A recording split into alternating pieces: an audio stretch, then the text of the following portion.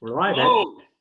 Hello, and welcome everyone to this live webinar event from quarantine quarters in Alberta. My name is Ed Whittingham, and some of you may know me from my time heading up the Pembina Institute or the current work I do around clean energy project finance and policy. Today I'm coming to you live from my home here in Canmore, and you can probably see I'm now regretting my decision to skip my last couple of haircuts and desperately waiting for the hair salons to reopen. I am joined by my webinar co-host, Sara Hastings-Simon. She joins us from her house in Calgary, St. Andrews Heights. She is formerly the manager of the clean tech practice at McKinsey & Company, and she's now a senior research fellow at the University of Calgary and the Pembina Institute, and she has a PhD in physics. And Sara, you are clearly not in your study. Well, it's in the new makeshift study. So this is my my EV background here with my cars with no tailpipes. No tailpipes. That was that easy. Yes, awesome, great. And you've heard our other co-conspirator. That's David Keith. And David Keith is a professor at the Harvard School of Engineering and Applied Sciences and a professor at the Harvard Kennedy School of Public Policy. He is a founder of Carbon Engineering, which is a company developing technology to capture CO2 from the atmosphere. And he is also a PhD in physics. So I'm trying to stage manage two physicists today, which I think might be an impossible task. David is joining us from his house in Canmore. And based on the weather today, David, you're showing remarkable discipline, staying inside and not putting Zoom on your phone and walking around. Yeah, well, we could have done this walking, I guess, but this seemed like the right way. Great. All right. Well, today we're going to be chatting about Alberta and Canada's energy sector. But before we get into that conversation, why don't we just do a little check-in? You know, we're now 6 weeks into social distancing restrictions. Sara, you're at home, you're trying to balance work and research and keeping a couple of young twin boys from turning your house upside down every waking hour. So how would you sum up your experience so far? That's pretty good. I'm rediscovering my love for long division with the boys and trying to supplement their homeschool with as much energy information as we can get. So we're calculating how much energy the light bulbs in the kitchen were using the other day. Does that help to make them more conscious about the energy of the light bulbs? It does, actually. I gave them access to our Sense home monitor too, and they're running around playing with that. So I'm doing my part to raise the next generation of energy nerds, I think. Awesome. Hey, David, you had to decamp from Cambridge, where you're teaching pretty quickly. You beat a hasty retreat back to Canmore. Then as a professor, you had to finish off your semester via Zoom calls like this one and webinars. So tell us, how's your quarantine experience going? Well, I mean, Canmore is fantastic, and this is kind of reinforcing the idea that it's long run home for us, and we've been out doing a little bit of backcountry and some climbing even, so that's been fantastic. But the reality is actually the pace of work, and I think a lot of people feel this, has felt more intense. So I would feel for me and students I've been dealing with and other people in my work world, other Harvard faculty, I feel like people are more stressed out. Everybody assumes you're available all the time by Zoom, and it's been just kind of crazy. So it's great that I've got my pretty background, but I've spent too much time in my office. Yeah. You know, I'd say I've experienced something similar. You know, on one hand, I'm lucky enough to be really busy at work, and I could say it's a fruitful time to be talking to governments about clean energy projects and policy. But on, you know, and like you, I'm sort of on Zoom calls, it seems, from morning till night, which is ironic given that the three of us have booked ourselves and several hundred other people on another Zoom call for an hour. But, you know, in spite of the increased busyness, I've had wonderful stress-free moments too, with the family, with the kids, lots of time outside. And in fact, I had a dream last week where it was now post-COVID. And in my dream, I had to attend a meeting at the University of Calgary, and both of you have U of C connections. And I arrived late and had to, you know, leave early because I had a meeting downtown. And in my dream, I remember thinking, gosh, you know, in those COVID times, it was actually a little less frenetic and hectic. So I think I'm already projecting a return to a normal lifestyle that might not actually happen. Well, let's get to the topic. Sure, sure. So let's do that. And on today's webinar, we're going to do a couple of things. David, Sara, and I, we're going to have a conversation on the topic du jour, which is Alberta in the energy crisis. We're going to chat amongst ourselves for 25 minutes or so. And then for the last half hour, we are going to field questions from those of you actually on the webinar. And to help us gather questions, we've enlisted the help of Mika McFarlane. Mika, do you want to just wave to the crowd? Wonderful, thank you. So Mika is an MBA student at Harvard Business School. And what he's going to do is, in response to you using the button that you can see at the bottom of your screen, I'm looking at it now, the Q&A button, we would like you to type in your questions there. That's going to go to Mika. And Mika is going to help us to gather up the questions, to sort and categorize. And then when we turn to who cares about Harvard? The point is he's a Canadian and he cares about energy. Yeah, exactly. Yeah. Double threat. He's a Canadian who cares about energy, also at Harvard Business School. We're going to put together a few poll questions to get a quick and dirty sense of what you think on some of the topics we're going to discuss. And for that, at the right time, I'll cue you. You're going to use the polling function also at the bottom of your Zoom screen. All right, and right at the end, we're going to ask you for feedback, because this may not be a one-off, and we're curious to know what you think of our hour. So without further ado, let's dive right in. So to state the obvious, the global energy industry has been facing a twin crisis. We've got this unprecedented plunge in economic activity and demand due to the pandemic, and particularly so for oil. We've also had this market share price war and a glut of supply, and the combination of that has pushed prices down for Western Canadian Select, or WTI, into negative territory. And I think WCS was trading at $1.50 at the end of yesterday when I checked. So the first question is, will this twin crisis, or these twin crises, ultimately help or hinder the progress toward global energy transition and decarbonization? And what does this mean for Alberta's energy industry? So David, why don't you share some thoughts with us? Sure. Well, the argument that COVID somehow helps the energy transition, the decarbonization, is that it demonstrates the ability of governments to make high consequence decisions in the public interest with real force. It shows the importance of science and rationality. It arguably pops the kind of puffy populist bubble. It actually reduces emissions by slowing the economy, and it accelerates the shift to virtual communication. So that's the argument that somehow this is going to help. I don't really buy it. I think what this shows is that people are highly motivated to deal with threats that are immediate and severe. But as much as climate is the biggest long-run environmental threat, global environmental threat for sure, it's distant. It's a spread thing. People's actions to restrain emissions benefit everybody globally in the distant future, the public goods problem, and there's no obvious body count. So my expectation is that the COVID crisis will actually slow progress in decarbonization by driving up public debt, which makes it harder for governments to do anything else. And governments are going to focus on ways to stimulate the economy fast, whatever they are. And they're going to focus on other things like medical care and bioterrorism preparedness. So I see climate as really taking a backseat for a while, sadly.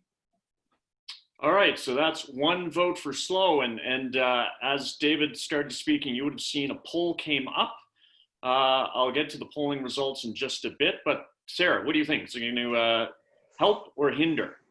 So I think I'm somewhere in the middle, or more on the help side. So I don't disagree with David's point that obviously the actions that have been taken now are not going to be, repeatable, nor should they be, right? The idea that this is how we're going to address climate and go through an energy transition is really not what we want to be doing. That said, first of all, I think it's important that we remember that we were already in the midst of a transition when we came into this. And so maybe one thing is that we all learned, in an unfortunate way, more about what exponential growth really looks like and really can be. And so, part of it is just sort of even if we end up going the same speed, there's, I think, a lot of momentum there. But I actually see a couple of ways that some other factors may accelerate things. So on the one hand, we are going to have some pretty significant stimulus recovery spending coming out of the back end of this. And we know that a lot of the climate, and energy transition challenges are about big investments. And so the extent to which governments are sort of ready to and already talking about how the projects and investments that they're going to make are going to be in these infrastructure projects, I think you could see an acceleration from that. I think also actually, in so much as we're pausing some of the big deployments, so I'm thinking about everything from building a lot of new natural gas plants to the fact that car sales are down. We're going to see actually a kind of pause in investment in some of these longer term assets, during which time there will still be some continued progress of costs coming down for EVs that are already in the production pipeline and so forth, such that then when we catch up and people start going back and buying those cars again and building new power plants, I think they're more likely to be buying things that are kind of fitting with that energy transition. So I think in some ways we may see a bit of a kind of pause in some of that higher carbon lock-in we would have gotten otherwise. Yeah, and this is something I'm hearing. I'd like to weigh in, but just something you said, Sarah. So with EVs, right now, if we've got oil prices and gasoline prices that we haven't seen for 10 or 15 years, I filled up the other day and it was sub 60 cents here in Western Canada. Isn't that going to slow the deployment of EVs if we imagine that oil price is going to stay low for some time? So I think only if what's driving people to purchase EVs is, a really thoughtful lifetime cost of ownership calculation. And in a lot of cases, that's not the main thing, right? So we know that people are very sensitive to the upfront purchase price. Yes, maybe they're going to be thinking a little bit less about buying an EV because they know that gas is so cheap. But especially, if we start to get to that price, as people expect we will get to that price parity up front, then the gas costs become less of a question. So that's where I see kind of that pause, people deciding, well, I'm not going to buy a new car now, I'm going to wait. And we know that many of the big manufacturers have a lot of cars that are going to be on offer in a couple of years when, we may see sales starting to ramp up again. So I think it's a little bit more complicated than just, gas is cheap, so everybody's going to go buy giant SUVs tomorrow. Yeah. And on the price parity, I think we'll see in places like Europe right now, they'll take advantage and increase carbon pricing. There's no better time to put on increased taxes at the fuel pumps, as much as some people might not like that, than when prices are really low. So yeah, if I look at sort of more specific to Alberta, it's clear that oil demand is not peaked yet, but I think the growth of demand has peaked. And what I see locally here in Alberta is that companies are no longer thinking in terms of hockey stick-like demand growth curves. And we already pre-COVID, we've gone through years of disruption. We've gone through the growing threat of substitution like EVs. We've had all sorts of disruption in the financial institution where ESGs are being dictated out of New York and out of London these days. And here, pre-COVID already, lots of great companies were struggling to find financing and having tough time with their balance sheets. But I also saw like this tremendous split in the industry and between the progressive companies, those that get it, and frankly, those that thought that if we just get the federal monkey off our backs, we're going to have a return to good times, and that's all we need. Now, what I think is that latter camp has just gotten smaller. And people see locally here that we are sort of little fish in a big pond. And, that's challenging for the industry. But the good thing about where we are and why I think it's going to be a good thing ultimately for a local industry is we're already way ahead on ESG things. We've had a long time to think about net zero. We've got some companies that are working toward it. And if we can actually help our companies, give them the financial space to retool, to transition, then I think our companies are going to come out ahead of this, and Canada as a whole will come out ahead on transition. What they really need is liquidity. But David, I wish you were right, Ed, and I hope you're right, because I have all sorts of friends here in Alberta who depend on the oil patch, but I think the reality is pretty tough. Yeah. I think whatever Albertans do, I don't think it makes much. I don't think there's much substantive difference between companies that sort of have a greener spin or darker spin. Fundamentally, companies make the big decisions at the boardroom. inside the industry they operate on in ways that can't change very much. And the big forces, I think, are the combination of long-run climate policy globally. Doesn't matter what Albertans or Canadians vote. That won't happen anywhere near as fast as you or I would like, but we will, I think, gradually see something that pushes down emissions, and that means pushes down oil demand. At the same time, tight oil, fracking, these technologies are going to go global. Mostly they're North American now. And that means that sort of long-term supply is up. And the combination of those two, I think, means that the long-term price future for oil, and therefore the direct Albertan economic future, looks pretty grim. And sure, we could have a war that'll knock prices up temporarily, a little sugar high, but I think the long-term future is tough. And I don't think that the kind of what local companies think about their environmental responsibility makes a difference to the ability to actually produce good jobs for people living in Alberta. Fair enough. I love, by the way, the analogy of a war being a short-term sugar high. That's yeah. All right, let's see what people on the line think. So Mika, just checking to see if people can see these results. I'm going to stop sharing now. All right, so what do people think? And Mika, just checking, is everyone able to see that? We've got, what do you think? Will it speed up? Speed up is 39%, slow down is 33%, stay about the same as 29%. I think people did a great job on this poll. The answer is nobody has any clue, which I think is the honest answer. I think that looks like a Canadian federal election result, those stats. Exactly. Yeah. No, but because the orange is winning, and that doesn't happen in Canadian general elections. Yeah. Good. Okay. Let's move on now. So let's put ourselves into let's give ourselves absolute authority. Let's be energy czars for a moment. So the federal government came out, and last week it announced a couple measures for targeting the energy sector. One to do with methane, the other to do with cleaning up orphan wells. They announced new liquidity measures. And let's say that they got locally in Alberta from Premier Kenney and Energy Minister Sonia Savage, they got favorable responses, but clear indications that they are expecting more. So if you were Canada's energy czar with absolute decision-making authority, what would you do next? And I'd love to hear you generally, but then also talk specifically about what you do for energy. And this time, Sara, why don't you start? Yeah, so I think it was a great start. I think maybe that is the only government announcement in history that got both Greenpeace and the UCP congratulating the government on what they had done. And I think, what I really liked about it is the focus on people and jobs and, things that we know are no regrets moves in terms of both cleaning up, especially on the natural gas side, the methane challenge, and then also the orphan and well challenge and active wells. What I would do, I think, is predicated on what I think and what David kind of was starting to speak to around this idea that, the challenge, if we look 10, 20 years out, yes, Canada will be still producing oil. I think that's no question.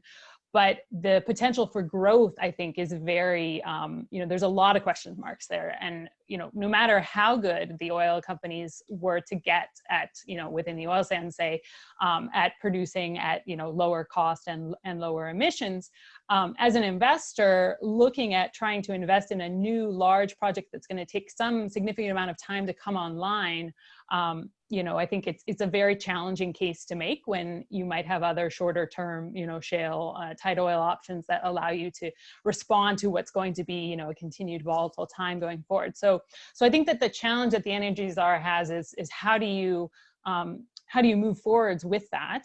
And so I would really separate it out and say, look, we need to manage what we're doing well. So we need to get emissions down from existing production.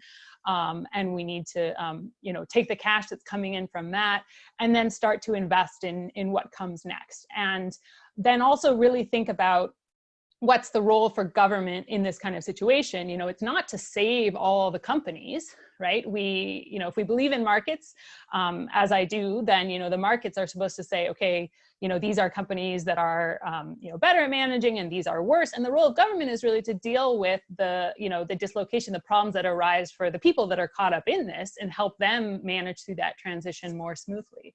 And so, so as Energy Czar, I would sort of, kind of separate that out and say, well, I'm going to let the market do what the market does. I'm going to figure out how to support the people that are working in the industry to get through what is going to continue to be a volatile time. And then I'm going to think about how are we going to use the revenues that the industry is going to be generating, but help to create, and this is really government as a driver of industrial development. How are we going to really create the next big opportunities for Canada, which I think we'll get to talk about a little bit later. So I'll stop there. We will. Good foreshadowing. So David, another physicist as czar, kind of like Chancellor Merkel. And Ernest Moniz and Stephen Chu. It's somehow the last there's thing you want. Yeah, well, I love Stephen. He makes good martinis, but I don't think he necessarily was exactly what we needed for Secretary. I'm going to answer not as Energy Czar so much, but to do my best as Alberta economic czar. I care about energy and climate, but I care about having Alberta work economically for my kids and their kids here. And I think the challenge is really deep. The environmental community has been, pushing really hard, lobbying. That was your job, Ed, to force the government to push to decarbonize the Alberta energy industry. To spend a bunch of money to make the oil sands have a little bit less upstream emissions by CCS or whatever. And a lot of other spending like that. I think the hard reality is that the underlying problem is the product, not the process. Oil sands emissions are in fact not much higher as process emissions than regular crude. It's higher than some, lower than others. Mm-hmm. The underlying problem is to solve the climate problem, we have to stop buying the product. And that's what the world will very slowly do. And the price will go down, as I argued. But I think the challenge for Albertans is that if we spend money to make the process of making oil a little bit better, that money doesn't help us at all. It doesn't protect our local environment very much, except for local cleanup, and it doesn't protect the fundamental viability of that industry, which I think will wither away in the long term. Yes, we'll produce oil for years, but not big new investments that make all the big new jobs. And likewise, the environmental community wants us to spend money on solar and wind projects to decarbonize the Alberta energy system. Well, that's great, but spending money on solar and wind projects where the underlying technology and high value jobs are elsewhere, being the installers of those things, that doesn't produce the value added, high value economic activity that allows the sort of vibrant centers we have in Calgary and Edmonton to work. So I think we have a real challenge of thinking about what can actually produce high value jobs where we make things that exporters want in the long run, because I don't think it's going to be oil. And just because we're good at energy now, which we certainly are, I don't think it's clear that it necessarily is clean energy. I think we have to really start from scratch and say Albertans have a very educated, young population, entrepreneurial attitudes, good work ethic. What do we do? Because it's not clear to me that just kind of cleaning up our energy industry is any kind of pathway to a viable long-run economy. Yeah, but I mean, David, starting from scratch there, it seems that, and I'm going to channel my good friend Stuart Elgee here. I was chatting with him recently at the University of Ottawa, founder of Smart Prosperity Institute. So he was saying, Canada, like we do a once in a generation think on our economy. The last time we did that in any significant way was free trade, and we're overdue for that. So what you've said is the future isn't going to be oil, that the renewables industry, it's important, but it's not going to provide the kind of labor intensity that the oil and gas industry has provided. So like, process-wise, how do we come up with what that future for Alberta looks like if it's not in hydrocarbons? Starting the conversation. I mean, I think the hard part, I don't have a magic answer, but I think the hard part is to be honest about the real questions we face. Because Alberta is filled with fantasies that the good times are going to come back, or that this is just a business of the federal government trying to screw us, and if they stop screwing us, everything will be okay. This kind of nonsense doesn't help people make real decisions. And I think the first part of understanding how to solve a problem is understanding the problem you're in and understanding what your fundamental assets are. And I think that's what Albertans have to start to do. Yeah, and I would agree with that. I think the first step is actually to breathe. You know, Stuart actually wrote this really interesting thing on how we should use stimulus in Maclean's. And the rule number one was don't panic, you know, channeling our best Douglas Adams. I think don't panic, breathe, realize we got a once in a generation opportunity to invest in the economy. And that if you're the federal government right now, of course, you're not the only actor, you have a once in a generation opportunity to advance your clean growth agenda. Mm-hmm. And what I'm excited, and in the work that I do and the work that you as well, and no doubt people on this webinar, that governments are going to be making choices in the next few weeks, next few months, that I think will make or squander this once in a generation opportunity. And the trick is to try to couple short-term economic activity with long-term benefits. And those benefits, you know, might involve helping some sectors to fundamentally retool and reposition themselves. And when we talk about the energy industry, one thing that I hear again and again is no one wants to go back to what it was pre-COVID, because pre-COVID, it wasn't in a great state. So coming out of this with anything that we do on liquidity, on new grant programs, I'm working on a tax credit for that would be a Canadian equivalent of a 45Q, which is a carbon capture tax credit that works in the US. Whatever we do for energy, I think it needs to come out of this more competitive, including on decarbonization. So I think I'm a bit different, David. I'm a bit more optimistic. I'm an eternal optimist. I think there's more of an opportunity for Alberta's oil and gas sector, but partly it's decoupling hydrocarbons, and I think there's an opportunity around hydrogen, which I want to get to in a bit. But to do that, we have to do a couple things. We have to agree that some companies are going to fall by the wayside, that in the short term, if I were Energy Czar, there's no point in providing a bunch of bailout money or liquidity to companies that aren't going to make it in the first place. We got to be Darwinian. So then for those companies, there's got to be some smart consolidation. We need some big players swallowing up some of the smaller players. And then I think we need to get very targeted with our liquidity measures across BDC, across EDC, across the infrastructure bank, across SDTC, across tax credits. And all I can say is a lot of people are injecting that thinking right now into the federal system. So let's hope we get the right thinking in and they make the right choices. Okay, let's keep going. We're we've got time, I think, for one more question at the rate at which the three of us pontificate. Then I think we'd better turn to the floor and see what others have to say. So, you know, the common refrain these days is in crisis comes opportunity. We've shown that we are clearly affected by global market forces. We're trying to compete to be a low-cost oil producer, not competing very well right now. But then, of course, you know, people want to make us competitive as a low-carbon producer of energy, not limited to hydrocarbons. So what is Canada's leadership opportunity when it comes to energy? Is it around developing pathways to net zero emissions for various industries? Is it carbon capture? Is it hydrogen? Is it electrifying industry? Who did I go to first last time? I think I went to Sara first. So David, why don't you weigh in? So I think there are some potential. So I think things that are kind of the decarbonized part of that's tied tightly to the hydrocarbon expertise. So I think hydrogen production and producing hydrogen with CCS, which eventually may be hydrogen with solar or nuclear, but producing carbon neutral hydrogen and figuring out ways to use it. So for long distance trucking or other heavy parts of industry, I think that's some place where Canada really could take a leadership position. But I think we should think kind of bigger than that. I mean, again, thinking about Alberta, I am optimistic in some ways, but I think the way I think about our assets in Alberta is we have this terrific kind of white collar engineering and management workforce that's expert in building these big, complicated projects, often in the face of public opposition. And we've got a spectacularly strong kind of blue collar trades educated workforce, all in a pretty kind of efficient economy. And I think we need to think, what can we do with that?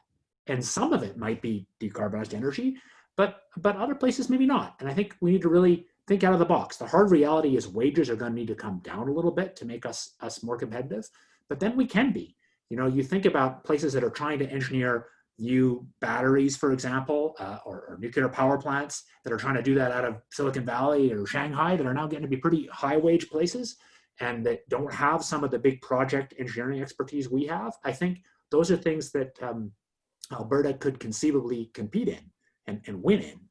And I think there's also some light manufacturing that can happen here. So I think we've got to really think about what the basic assets are, which isn't necessarily something called energy. It's the kind of core assets of the workforce, and figure about what those can do to produce high value added economic activity that really sustains the province. Great. All right, Sara, thinking bigger, thinking what Alberta's core assets are, what do you think is the leadership opportunity?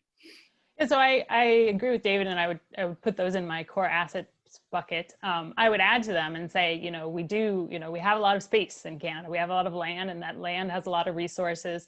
And, you know, when times are good, you know, as they were in the oil market, we see that, you know, that's an incredibly lucrative place to be in, because you're basically, you know, pulling money out of the ground. And so I think there's a lot of opportunity in rethinking our resources from a much broader perspective, right? So what are, you know, coming out of the pandemic, but even before, you know, the US and Canada were starting to think seriously about the, you know, the exposure that they have on critical metals and minerals, you know, things like lithium, rare earths, and beyond.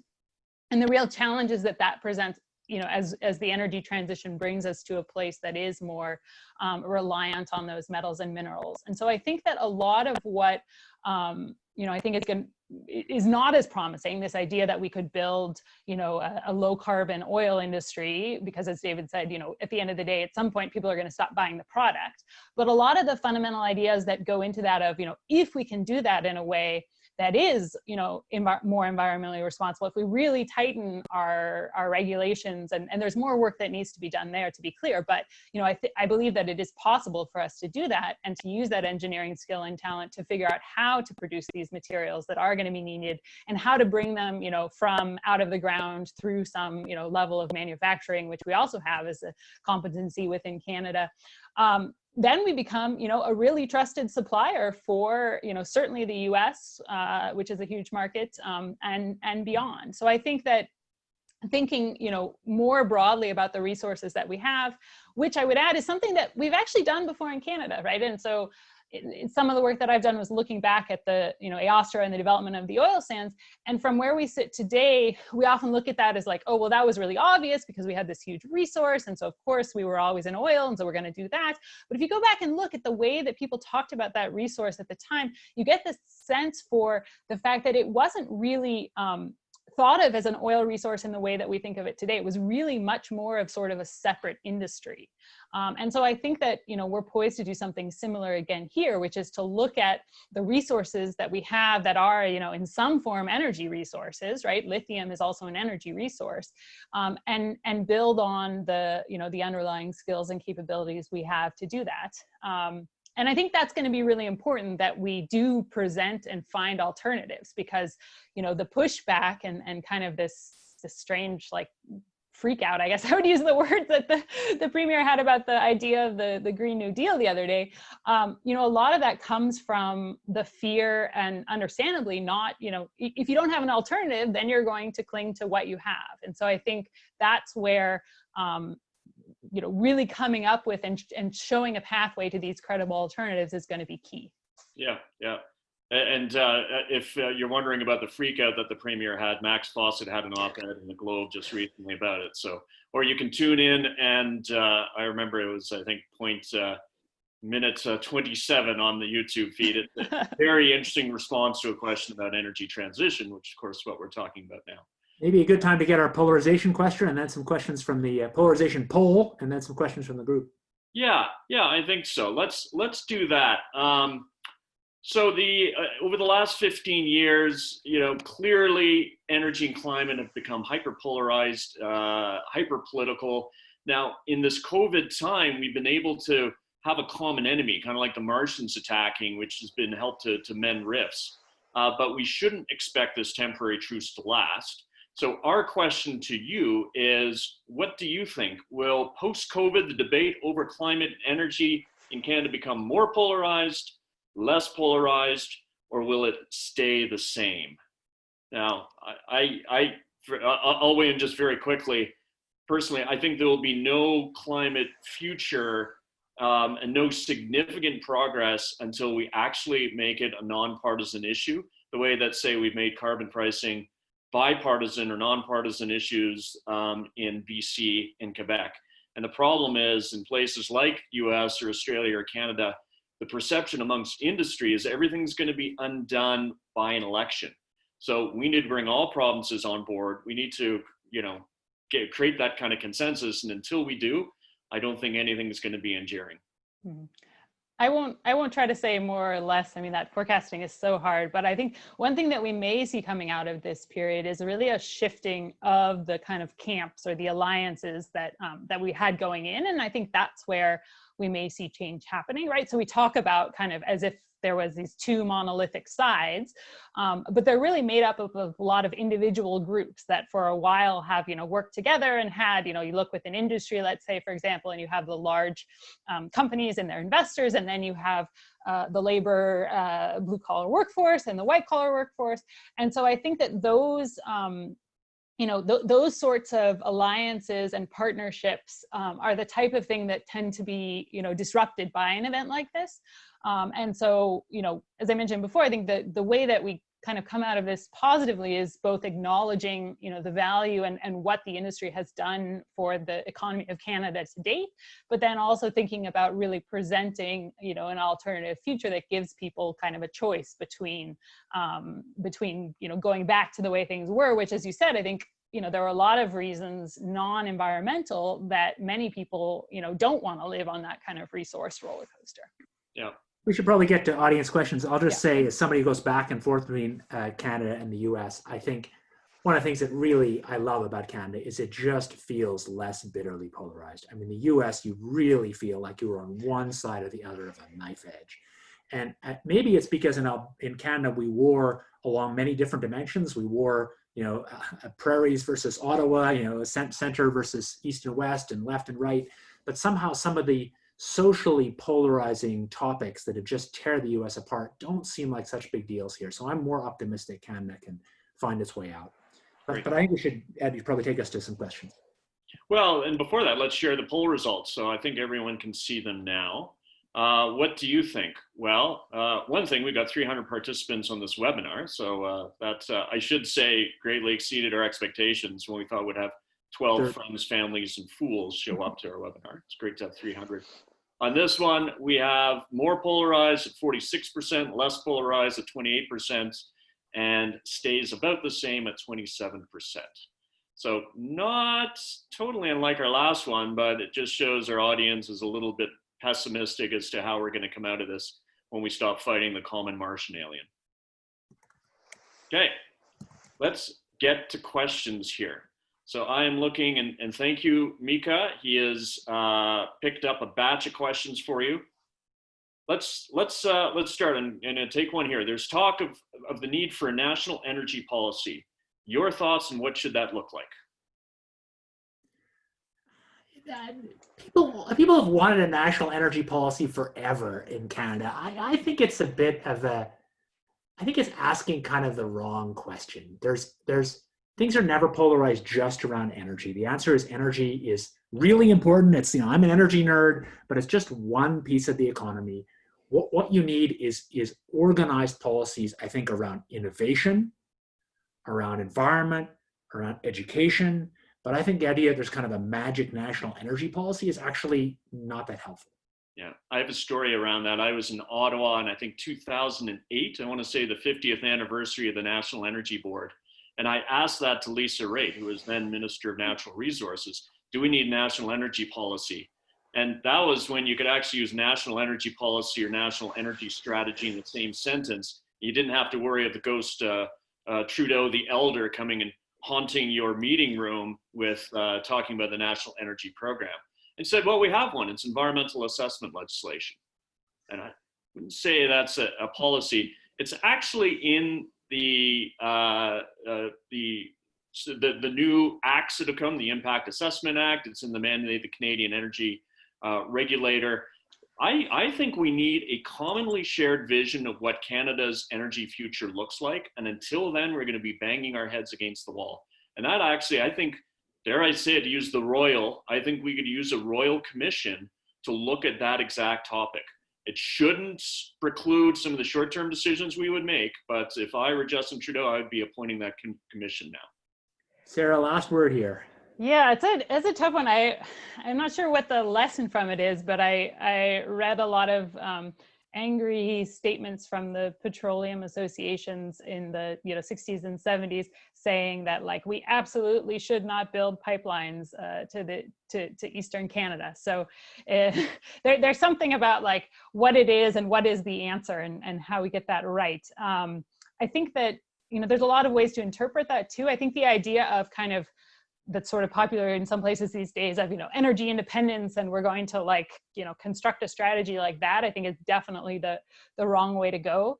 I like what, David, what you were saying about, it's not, energy is not the core thing. I do think we need a national policy or set of guidelines that say, this is where we're headed with, net zero, say, for example, as for the country, because that then starts to give, all of industry the right kind of understanding of where we're going. And then, you can support them in designing the approaches to get there. So I do think we need that kind of overall guidance, right? And that is the role of government, to take that longer term view that industry is often not kind of going to take on their own for good, good reasons. They're thinking about they're responding to their investors in the shorter term. So that's what I would like to see in there is not a technology specific policy, but something that really lays out clearly where we're going, and then support for all of us to figure out, individually within the companies, how we're going to get there.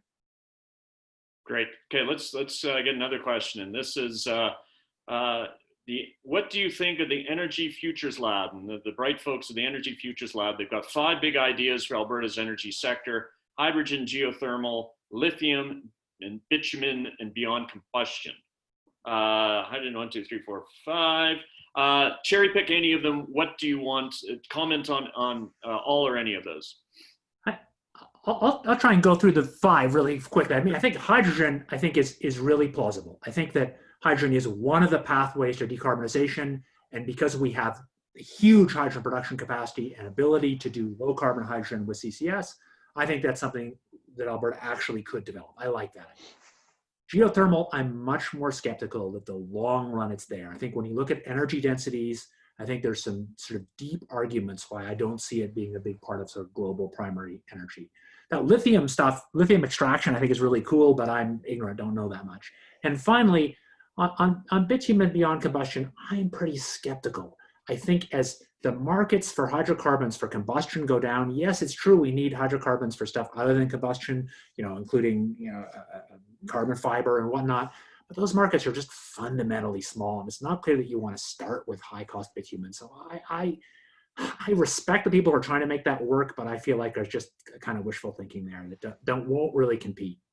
Okay. Yeah, the size is a challenge, right? I think the other one that I would add to it, though, which I think came up earlier, was just like the industrial process knowledge, right? So whereas like I would say, the world has to some extent solved how you could decarbonize electricity, decarbonizing industrial processes is still a real challenge. And that's something where Alberta's, engineering know-how and experience, I think, can weigh in quite heavily. So, we're not going to become the world leading wind manufacturers, but I think there we have a huge opportunity. Yeah, let me just put in a plug for the steel and cement sectors. When I talk to people working on net zero pathways or industrial emissions, I say, well, how come no one outside of those sectors are actually working on it in any meaningful way? And the answer I keep getting back is no good reason. So I think that actually gets to possible leadership opportunities for Alberta as well. Strongly agree. Yep. Sarah, so will oil companies invest in reducing GHGs for existing production, or just pump oil as fast as possible? Do advancements in new technology for oil and gas production require some promise of expanding production? So a lot of good questions there. On the first part, I think there's a real challenge in decarbonizing existing production, especially when we're talking about the oil sands facility. So a lot of the interesting technologies that people are working on and have made great progress on are much harder to retrofit onto existing plants. And so that's a real challenge, right? We're seeing obviously companies that are working to drive down costs and emissions, and things like putting in cogen to create heat are one of the promising ways to do that. But there is a real limit to how far you can go at a kind of reasonable cost on existing production. And so then, I think what we may see some is, expansion of production, existing production facilities, but the kind of really net new production facilities with the, more advanced technologies, just in today's market and even the future market becomes, I think, quite challenging. And that's where, I do think that there is that need to think about where we're investing for the future and not kind of overgoing into that area, but figuring out how to, make the most out of what we have. Great. Okay. Let's have a look here.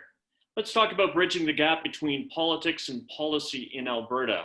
The transition itself, and case in point, the Premier's reaction just the other day to that question on transition, it's framed as an ideological choice, and that seems to be a major barrier. David, how do you talked about it's not as bad in Canada as the U.S., but how do we depoliticize this debate?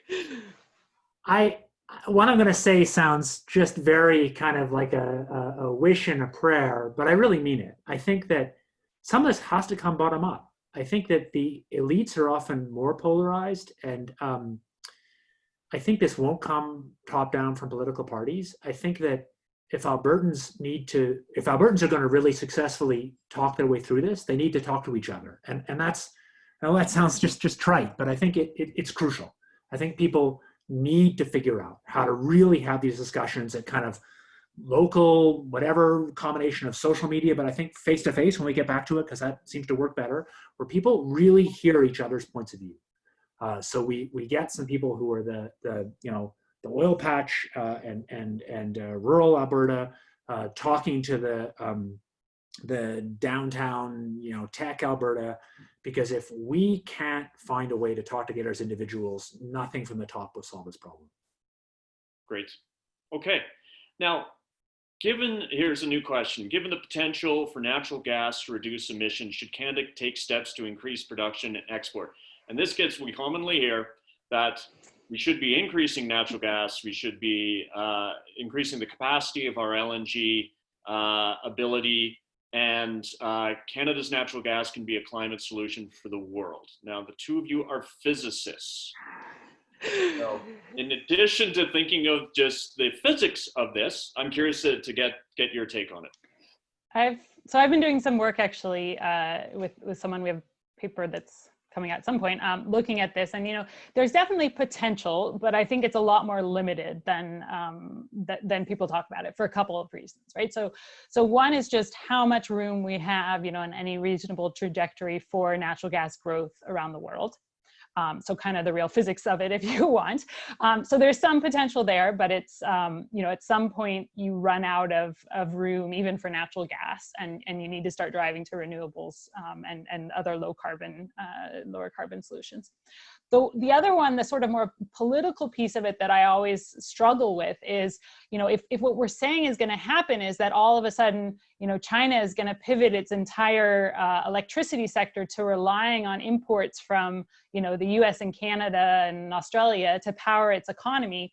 I struggle to see that that China, of all countries in the world, but I mean, really, we also would question doing that, is going to be happy to become so heavily reliant on outsiders for energy security, right? If anything, I think we're moving into a time when countries are more and more worried about, domestic energy security. And so even if we could, supply all the gas, and even if you were able to, use carbon capture and storage and ways to combust the gas at at low emissions, I think some of the underlying geopolitics of is there really a willingness to turn over the energy supply in that way become quite a hard thing to overcome. Yeah, I want to just really agree with that. I've been spending a bunch of time looking at big industrial scale solar, and I got to say this is where it's great when you're just wrong.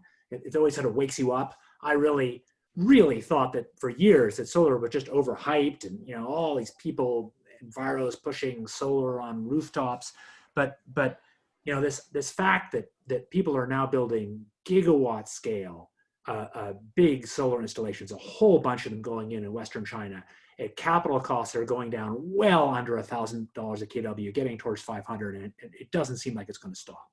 The combination of that, plus, if you wanted to make cheap, low carbon power in China, so if you're competing the energy security of doing like solar in Western China, high voltage DC to bring it to the coastal China where the demand is. And then they've got lots of opportunity for pumped hydro. They're building a huge amount of that. It's kind of the old tech, but still cheapest way to do storage. Plus there's, modern high tech storage.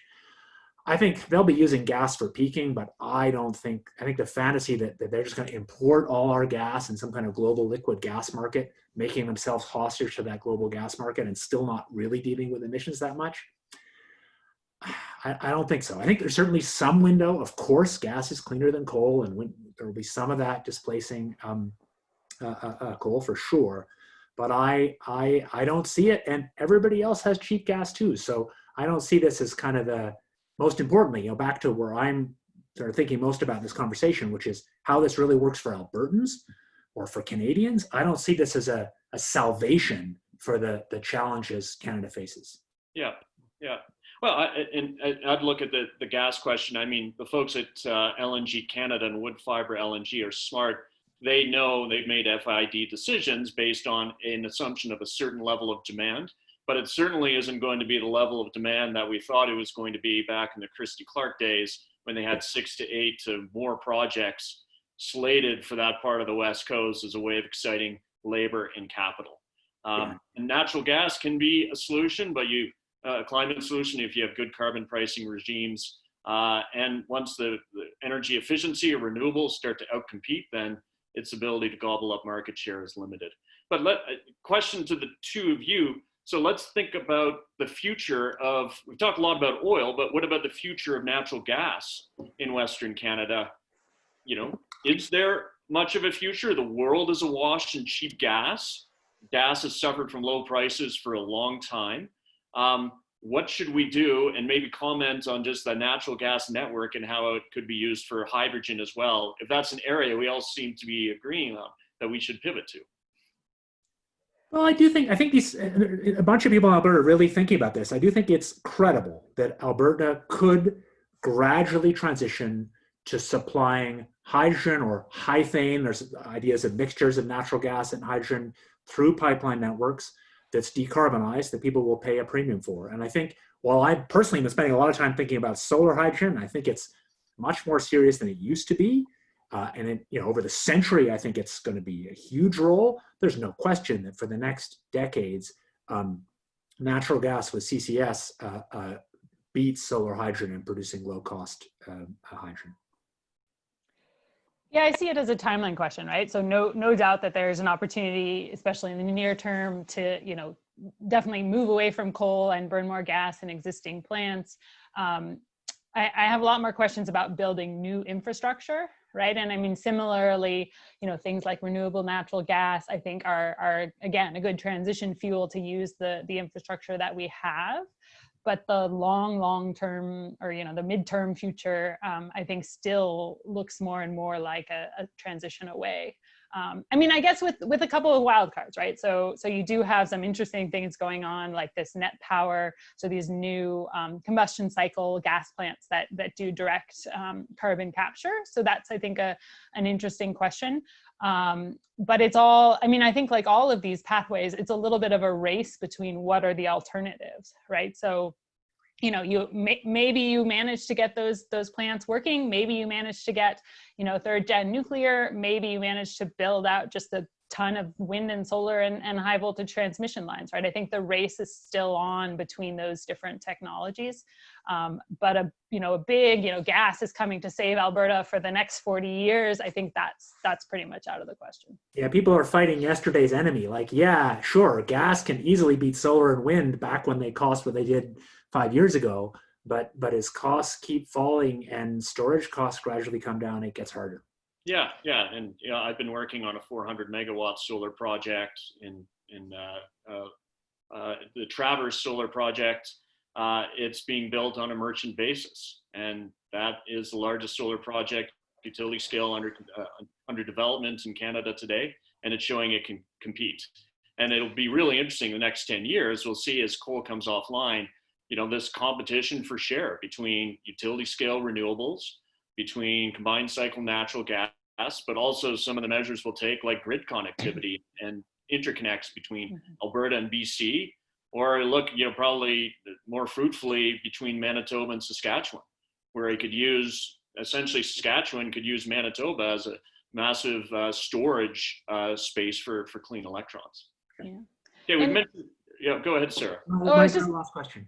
I was just going to say, David, you mentioned yesterday's enemies, and just going back to the polarization question, I think there's actually a real, concrete issue that we need to sort of deal with in Alberta, which I would frame as the following. So for a number of years, the big challenge that the industry was facing was the fact that they were higher carbon producers. And so the big kind of ask to them was, okay, well, make oil, much cleaner, much, lower emissions. That was sort of the problem to solve. And so there was a lot of energy, directed towards that. We can debate how well, it was achieved, but that was the goal. And that was sort of almost like everybody agreed if we got there, then we would be good. And now I think there's a sense of a feeling, probably fairly from some people, that the goalposts have moved, because we realize that, we are going to need to move beyond burning the oil. And so I have a lot of sympathy for this sort of place that we're caught in, where one side is saying, well, you told us if we did this, then we would all be fine. But now you're telling us that's not enough. We need to do this other thing. But there's good reasons for that. And so I think that's part of probably dealing with that polarization and dealing with, the pushback will be kind of confronting that issue together. Totally agree. I mean, to beat up a little bit on Ed and his former job, places like Pembina would say that the focus has to be on just these little things around the edges to reduce the carbon intensity of, say, oil sands production. But the reality is that's what they said because it seemed politically effective to say that. But the honest reality is, the right loves to shout, but it's true, is that the enviro community correctly understands that the long-term answer has to be that we're not producing the hydrocarbons, that we're substituting from some other energy source.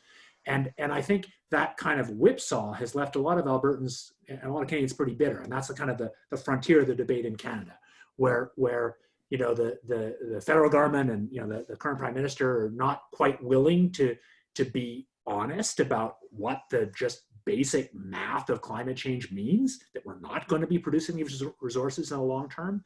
And yet the environmental industry, I said it right in a way, the environmental advocacy shops have not, often hesitated to say, in a sense, the honest truth of where they wanted to go, and kind of focused on this near-term ploy that I don't think has helped that much as, I'm totally coming from the kind of long-term environmentalist point of view. Oh, I think we should make that the focus of a future webinar, David, so you and I can have it out properly when we have more time than 3 minutes. We left you at the end there, Ed, with pulling no time. their hair out. But David there's no better person that can get Pembina people to pull their hair out in a constructive way. That doesn't sound oxymoronic than David. Okay, we got 2 minutes left. I'm going to squeeze in one, then we're going to get to our last poll question. So oil, I mentioned earlier, demand growth has peaked. We're still going to be combusting oil. The world is awash in cheap oil though, and increasingly it'll be low cost, low carbon oil. So coming back to Alberta, how long do Alberta companies have to transition? Big, bold, fearless predictions. Put a date to it. When do we have to get this right? 30 seconds or less. Go for it, Sarah. Oh man, I would dither and say, I think from a jobs perspective, we have, 5 years to figure out what people are going to be doing, because we're not going to be seeing growth in oil demand that's going to lead to sustained jobs like we have. I think now is the time to making these decisions in this crisis, because otherwise a bunch of the jobs just go away. I think what Alberta needs to be clear-eyed about is we're going to keep producing hydrocarbons for a long time, for decades, but we need to do that in a way that just extracts the money without really doing any environmental concessions, I think, and uses that money to do whatever we're going to do next without being confused that that's somehow just returning the oil industry around. And basically the high-cost players need to die. Yeah, yeah. So I'd say something similar. We've got, I think, the next couple of years to really figure it out. And given this once in a generation opportunity of public expenditure, we'd better figure that out in the next few months. And it's got to be a bit Darwinian, I'm afraid to say. Okay, let's go, Mika, to our last audience poll question, and that's where we're going to get feedback from you. What do you think? Did you enjoy this past hour? Was it a good use of your time? If we ran another webinar like this one, maybe with additional guests, would you attend again? So fill that out. We're going to keep it open. I like the results so far from what I'm seeing. I'm pretty happy with that. Pretty happy. You can't see it, but this kind of looks like a North Korean election. Yeah, this is a lot. I tell you, my teaching scores at Harvard are not as good as this. Not at all. But clearly, you need Ed and I in your class. That's the that's right. But to me, the big question for the audience is: we will send out a poll to everybody who registered. Is if we do this again, I don't think we want it to just be the three of us talking forever. We want to think about bringing in some other guests, including some with really more different political perspectives than we have. And we want your suggestions about who to bring in as guests and what topics to focus on. Because this is a conversation that we need to have as Albertans and Canadians. Excellent. Well, I'm going to share this poll result as our last act so people can see it. As I said, Kim Jong-un has been returned with an overwhelming majority of 98% to 2%. So I think that's a mandate for the three of us to think of another iteration of this webinar. Okay. Thank you, everyone. I've had a lot of fun. Thank you, Sara and David. I hope you've had fun as well. And we'll be in touch about a next one. Thanks to Micah. Yeah, and thank you very much to Mika as well. We appreciate your help. Yeah, and thanks to everyone who sent in questions too. Okay, have a great day, everyone.